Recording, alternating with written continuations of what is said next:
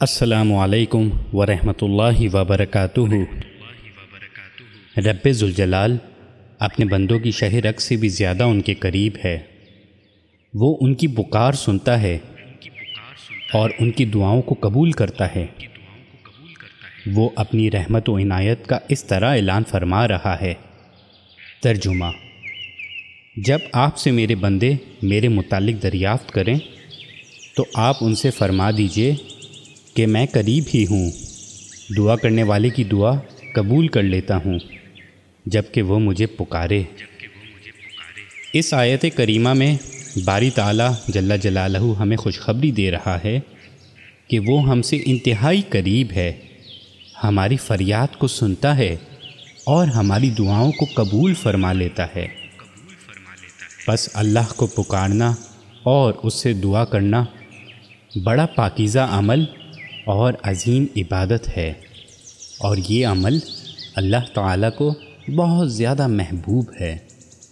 رسول اکرم صلی اللہ علیہ وسلم کا ارشاد گرامی ہے، اللہ کے نزدیک کوئی بھی شے اور کوئی بھی عمل دعا سے زیادہ افضل نہیں ہے۔ رب کریم بندوں کی دعاؤں پر خوش ہوتا ہے اور ان کی مرادوں کو پورا فرما دیتا ہے۔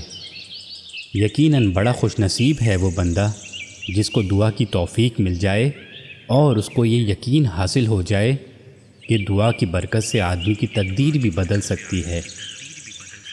نبی رحمت للعالمین صلی اللہ علیہ وسلم کا فرمان عالی شان ہے، دعا ہی تقدیر کو بدل سکتی ہے، یعنی دعا کے علاوہ کوئی اور شے تقدیر کو نہیں بدل سکتی۔ محترم سامعین کرام، دعا کی قبولیت کے مختلف اسباب و اعمال ہیں۔ انہی میں سے ایک یہ ہے کہ اللہ تعالیٰ کو کثرت کے ساتھ پکارا جائے اور اپنے خالق و مالک سے بار بار دعا کی جائے۔ انبیاء کرام علیہ السلام کی یہی خصلت تھی، چنانچہ ان کی تعریف میں باری تعالیٰ فرماتا ہے۔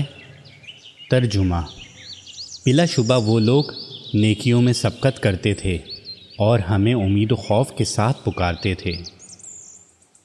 اسی طرح اپنے آقا سید الانبیاء کی پیروی میں ہمیں بلا تکان اللہ رب العزت کو پکارنا چاہیے، ہم کو مایوس نہیں ہونا چاہیے۔ آن حضرت صلی اللہ علیہ وسلم کا معمول مبارک تھا کہ جب بھی دعا کرتے تو 3 بار دعا کرتے۔ دعا کی قبولیت کا دوسرا سبب یہ ہے کہ ہم مکمل عاجزی اور خشوع کے ساتھ دعا کریں، اسی طرح رحمت الہی پر مکمل اعتماد کریں، اللہ کے ساتھ نیک گمان رکھیں اور قبولیت کا یقین کر کے دعا کریں۔ محبوب رب العالمین صلی اللہ علیہ وسلم فرماتے ہیں، اللہ سے دعا کیا کرو تو قبولیت کا یقین کر کے دعا کیا کرو۔